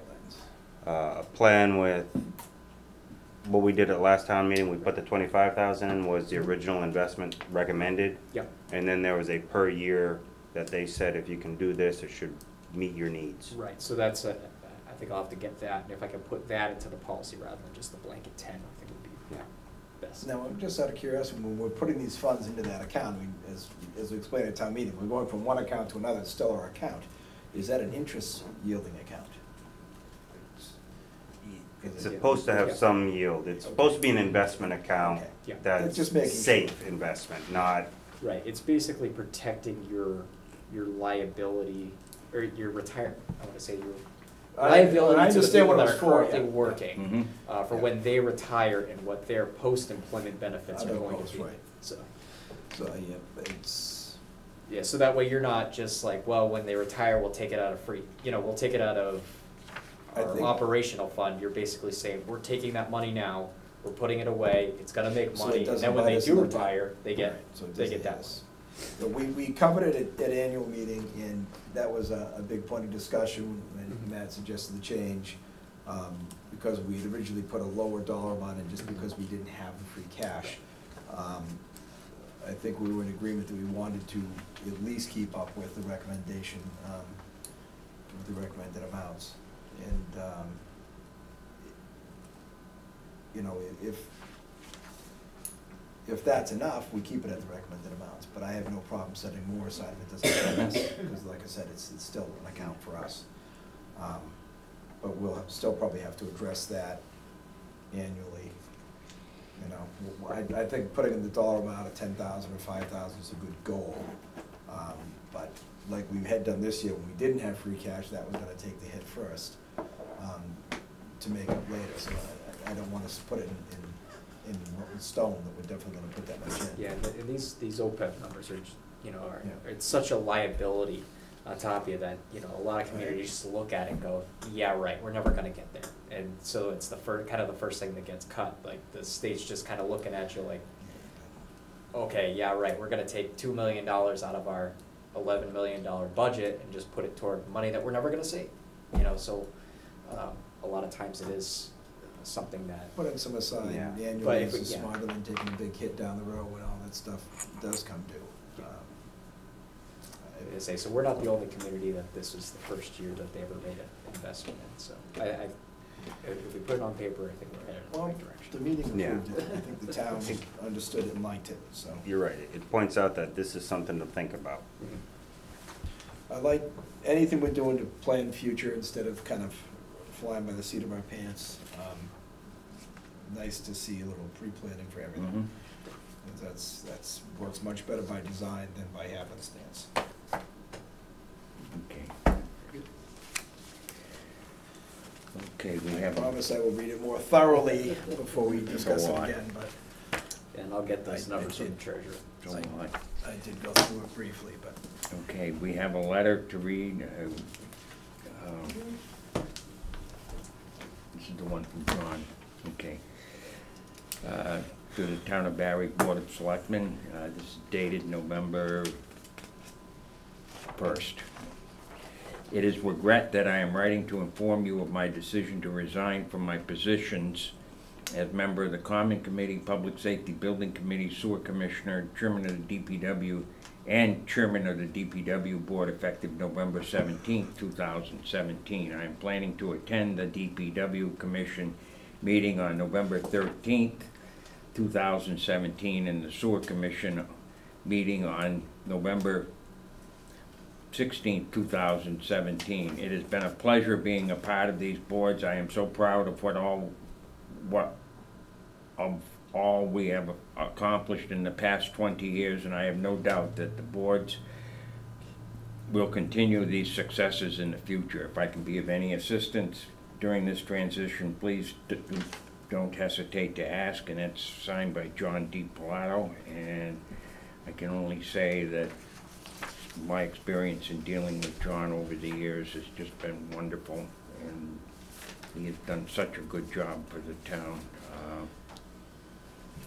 And he's made a lot of personal sacrifice, I know, to do these things. I was wondering if we wanted to have some sort of recognition for John at some point. I think that would be appropriate. He's been such a tremendous asset to this Yeah, town. I mean, he really knows. It's gonna leave a big void in those committees. He sure will. Mm-hmm. He sure will. Yep, those are big shoes to fill. So, I would think, you know, at first I thought, well, maybe the town meeting, but then that's just next week. Yep. I don't know if we could get something together in that period of time. Why don't you guys shoot some ideas over to Andrew and I, and then maybe Okay. we can work on something. Okay. Okay.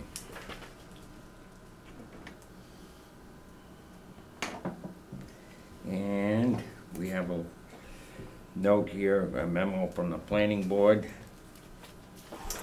At the planning board meeting held on October 17th, 2017, the board voted to recommend to the Board of Selectmen the appointment of Kurt Wells from associate member to full member to fill the seat of John O'Leary. And we don't have to vote on that, do we? No. If it's an appointment, you do. You're the It's, appointed we're authority. Yeah, it's appointing in lieu of an to election, Fill out so- a term, right? Okay. I make a motion to appoint Kurt Wells as a full-time member to fill the position of John O'Leary. It's, okay, Okay, go Second. probably until the election. Right. Yep, Right. It'd be. I second the motion. Okay. Okay, any further discussion? I'll call for a vote, those in favor? Aye. Okay, we have a wage authorization, I think that is yours? Yeah. No, it's not mine, it's for Jessica. No, I know it's not Oh. yours, but personally. Jessica Crawford, she's just due her step increase, to step 3. She's been here for some years now, so she's moving up to 1691. Okay, do I have a motion? Make a motion to accept the wage increase for Jess Crawford, 164091. Second the motion. Okay, discussion. Hearing none, I'll call for a vote, in favor? Aye. Aye.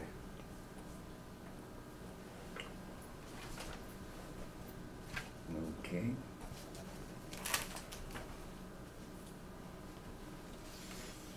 We have a request from the Lions Club to use the town hall on Wednesday, November 15th, 7 to 9 p.m. for a seminar on Lions Eye Research Fund. And they will be serving food. They anticipate approximately 50 people. Signed by Tim Mara. What is the pleasure of the board? We don't have anything else scheduled that night, right? Nope. Okay. Make a motion to accept the Lions Club's request to use town property on, what was the date, the 15th? November 15th. November 15th. Yeah. Okay, do I have a second? Aye. Okay, discussion? Hearing none, I'll call for a vote. Those in favor? Aye. Okay. Selectmen's reports, did you gentlemen have anything you wish to bring up? And Just, I've been working with Andy going over what's happened with this, with the the bridge in Route 62. Yep. Looking over the letters that we got recently, they'd stated basically that they wanted us to do something now because they notified us on May 15th. And that really struck a nerve in me. I was already in office on May 15th. We'd heard nothing of it that I knew of until July. No, that was Gaston Pond when we were talking May 15th. Right, we weren't Right. talking about this. Right. So, what he's done is, if I get off topic on it, tell me. The letter seems to have gone to the local Department of Transportation first, which was accepted by them on the 22nd of May. And then it was sent to our office, to the interim town administrator. And from there, it looks like it just didn't get forwarded. The next time it was heard of was, I believe, in June, when they reached out to Jason at DPW. Of course, he'd said he'd heard nothing of it because he hadn't, and neither had we, in fact. And I've asked that he maybe make policies again for when documents come in, especially addressed to this board. It never came to this board.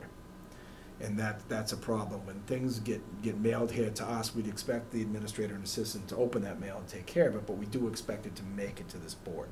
Right. So I would think maybe, I'd suggested maybe signing off of things. If somebody signs for a document that comes, parcel post, and they sign for it, that when they hand it off, they should sign it off again. So there's a paper trail, and as Andy's saying, at least a digital trail when things are emailed. But it's frustrating to see that we've really had it for 2 months and our funds are all cut. It's not because we weren't acting, it's because it didn't get to us. And really just trying to figure out what happened so we can try to curtail it and come up with a method of making sure it doesn't happen again. Because the letter was indeed addressed to the Board of Selectmen. You're right. And attention of Jason Pimentel. Now, part of that is DOT never sent Jason a letter as well, which, being it has to do with the roads, it should have gone to DPW Commission. That's another elected board that takes care of our roads. The only real power this board has is to say, shut the road down. Everything else to do with the use of the road really should go through that commission, and they failed to notify that commission. So I'm hoping that perhaps there's a way to reach out to DOT and make sure that in the future that notifications are done, not just to this board that meets once a month, but perhaps the full-time personnel directly. And we change how things are handled when they come into the office to make sure that they're getting to us. If it's addressed to us, no matter what it is, it should come before us. Yeah, I agree. Are all letters addressed to the Board of Selectmen, especially letters that get the received stamp, technically are public records, right? I mean, anything that we receive pretty much is public records, for the So- most part. What I would like is, especially anything we receive from any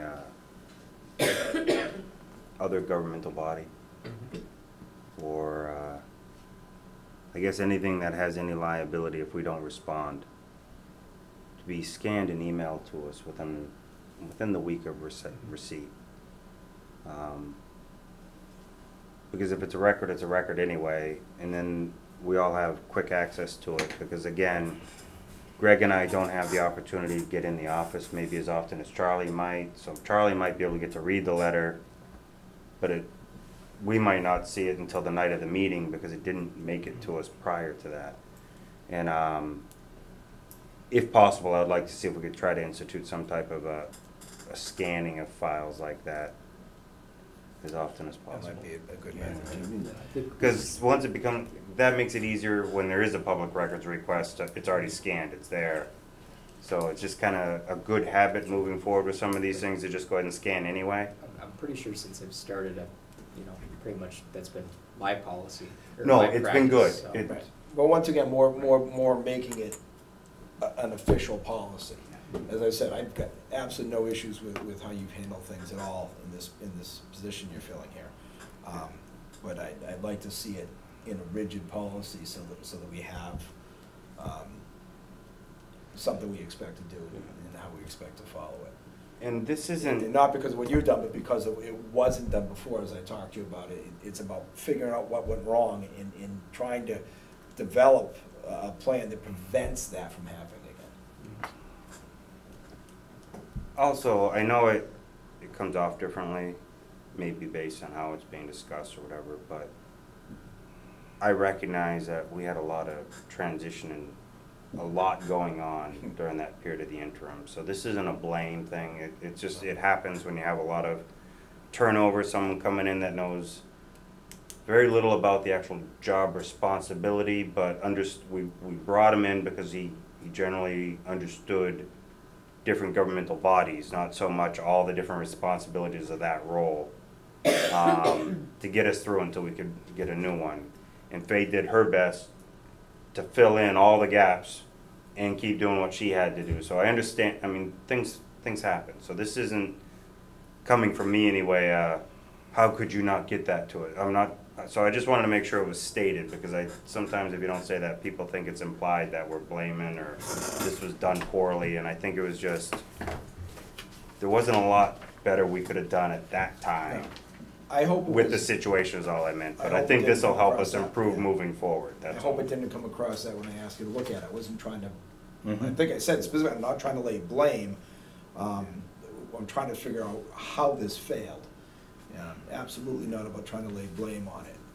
But I think what we can see is, I think that obviously when we had the interim administrator, Phil was doing a lot, and Phil had other issues going on Yeah. in his own personal life. And I think there was a lot for him to take on and do, and I think this just gets under the, slipped through the cracks, so to speak, so it didn't go anywhere. So to prevent that, like you're saying, if we had a habit of those documents being scanned to us, that would prevent that from happening in the future. Since we know what could happen before, we just gotta take away the avenue that went wrong. And that's my concern. It wasn't, Yeah. what's done is done, it's gone. It sounds like to that end, that road will be up in just a couple of weeks, it will be repaired hopefully, and we'll move past that completely, but I didn't wanna let it go without addressing how we got here, because people have certainly, I'm sure they wonder when they listen, how did we get to this point that the money's gone? How long have you guys sat on this? And we haven't. And we meet, once a month. There's not a lot of interaction, so. Mm. We meet twice a month. Ah, sorry, Are yes. you only here Yes, once a month? Twice a month, They get the gist I'm of like, it. what once a month are you here? Because we're here, like, the last notice pretty much said, close the road. And they sent that email out, and we got the email a week ago, but we don't have a chance to act on it. Even if, I think we got it on a Tuesday or something, but the way the posting works, had we tried to have a meeting about it, this is the first time we could have met with the legal days posting. Yeah. So there's nothing we can do to act on that outside of having emails back and forth, which is against the rules and against the law. It's hard for us to act any quicker than we have on this thing. And, it's still, because it falls under the roads, it falls really under the DPW commission. The only authority we would have is to say, close the road, which that's not gonna happen in Route 62. Right. So it's gotta go through the DPW commission, and they're not gonna meet for another week. So, and by the time they meet, we're a week and a half away from it being done. Collect. It's- You do realize that we have monies in articles for bridges. There's 32,000 there that's been put away. I think one of them was 2014. Well, We were putting 10,000 a year away. this, So we do have some money there that, what they were demanding is we put stoplights in the road. The stop sign wasn't good enough, and we also have to block the road. So we couldn't just restrict, we had to physically restrict it and put up a stoplight. And the expense was gonna be either $8,000 a month until it was settled, or about $44,000 to buy a set of lights. So it's a pretty steep number, because they've got the same thing in that on 101, on the Templeton-Phillipston line. It's been Right. that way now for 3 years. And we don't want it there They for put 3 up- years, but. They put up Jersey barriers, and they have solar lights just a red Yep. light, Mm-hmm. and they stop. Yeah, that's what they were. It would have been $8,000 a month to rent that, and if we did that for 3 years, if you run out 72 months at $8,000, you come up around $576,000 if my math is good. It would be smarter because they're 44,000, but that, They you're might over have half a had million used if you ones or rented it. something that they bought. But in the couple meetings we had to discuss how to proceed, they already took our state funds away. And that's how quick it hit us. We had a discussion about it, a discussion with the DPW about it, and then the next thing we're notified the funds are held up. It was that fast on us because in their eyes, we've had since May. And, we had mid-July. It's, frustrating, and I'm sure And I people think- are frustrated because the paving's not getting done right now. It won't be till Yeah, it's spring. very frustrating. I think part of the problem, I don't know, Mass Highway could have handled this a little better themselves. And They I really was should have up here on notified a Jason. late Thursday afternoon and some guy comes waltzing in wanting to know about this bridge. This was last June, I think it was like June, the last business day of June or something. I can't recall the specific date, but he comes waltzing in and it's like, well, why haven't you done this bridge? And it's like, well, who are you? And What bridge? yeah, what bridge? And they're telling us this bridge, and we didn't really have anything there. That was the first I'd heard of it. And this was the last town meeting was over and everything. And, I said, well, what happens if we can't do this? And he goes, well, I'm not in a position to say. And, he said, it's not my decision anyway. I said, well, then you just told us we're supposed to close this bridge. So, this is, I don't know whether we're being made an example of here somewhat or what. But, my first thought was, well, let's find out if the bridge is near collapse at this point. Because the first I'd heard of it was the last week in June. We had to take it to Public Works and so on, and yeah, there was some talk about it, but I didn't think it was this eminent, to be honest with you. Well, looks like the bridge evaluation that we did review at DPW was pretty much line for line the same ratings it had at the evaluation, I think, 2 years prior. Mm-hmm. So the condition of the bridge had not gone downhill at all in the 2 years. But they're prioritizing the work on bridges and things they want repaired differently now. Now, perhaps there was too many projects 2 years ago, so they couldn't push this one. I don't know why, but the ratings and the beams and the ratings of the bridge really have not changed. Just their actions have, so. It went from 2 years ago, it's good for 2 years, to the same ratings, you gotta shut it down and fix it now. It's very inconsistent. Yeah, and they were pretty calloused about the shutdown issue, which I recall. There's really no viable alternatives to that particular road, so. And for us to Another throw one. $50,000 at it just to restrict it, we found out an issue. I think we spent, just under $10,000 to have the engineering done. That's, much less than 50 just to get lights. And the way it's gonna work out, we don't have the final numbers yet, but it's gonna be under 50,000, we believe, to have the whole repair done, which is what we're looking at for just lights. It was significant for us to not, and although 32,000, the bridge account sounds great, it really was not gonna even cut it for this.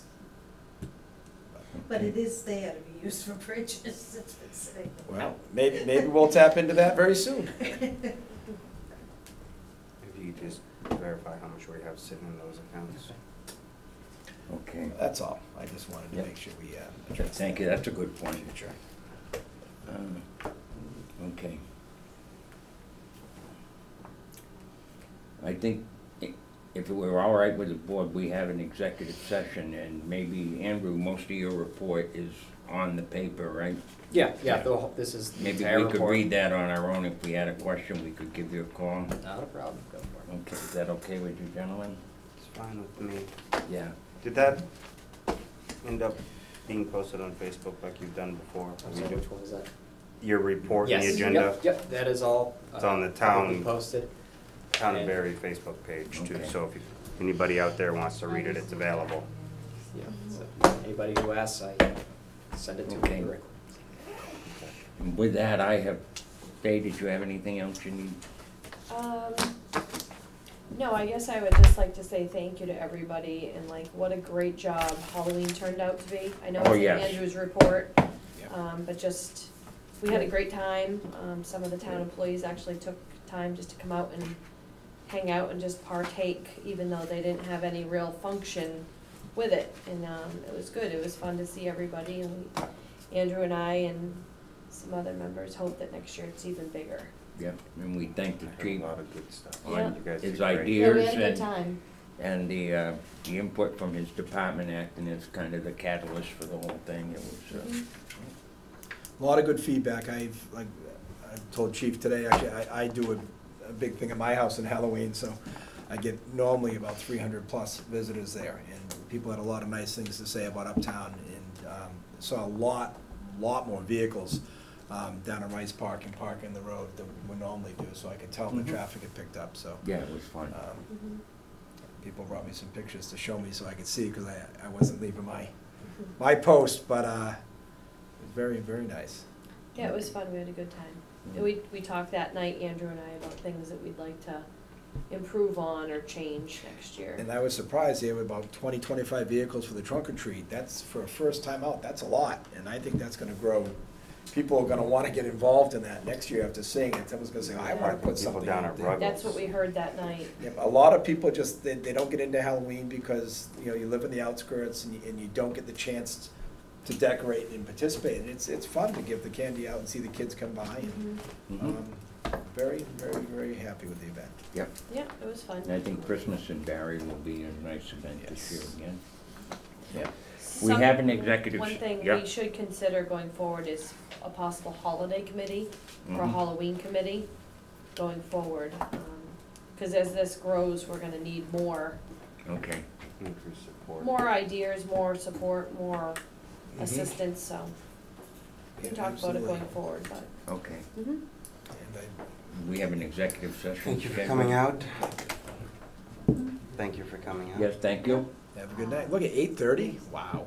Well, we're not done yet, so. Well, we're not, but everyone else can be. That's, Okay, we'll be We'll see in, you Wednesday then. Yes, we will Yeah. see you. yeah. And then again next week. Tis the season. okay, I will need a motion to go into executive session. We'll be in for how long? About, Thank you. 10 minutes. what? 10 minutes. 10 to 15 minutes? Yep. I will make a motion that we enter executive session per Mass General Law, Chapter 30A, Section 19, Exemption 2. And close from there. and adjourn. Yeah, come back into open session Oh, to no. adjourn. I'll come back. Okay, come back to open session to adjourn. Okay. Do I have a motion and a second? Second that. And we have to have a roll call vote of the board. In favor? Aye. Favor? Aye. Myself is in favor. Hey, Okay. how's it going?